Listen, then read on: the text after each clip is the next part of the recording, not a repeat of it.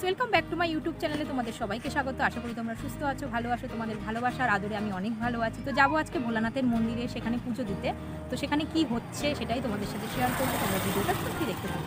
এর একটা বুড়ো বটগাছ ছিল, আর এই তুলসীতলা আছে। তুলসীতলায় সবাই মোমবাতি ধূপ জ্বালিয়ে পুজো দিচ্ছিল।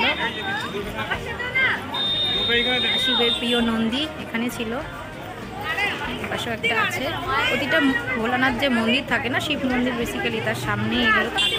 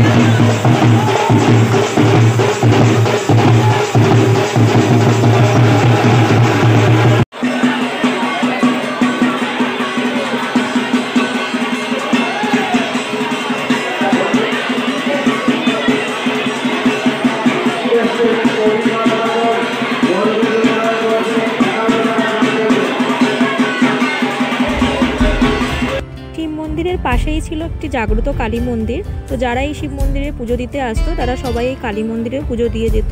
আর সেদিনকেই কালী পুজো একটা বড় আয়োজন হয়েছিল, আর সেখানে সমস্ত ভক্তরা এসে অঞ্জলি দিচ্ছিলেন।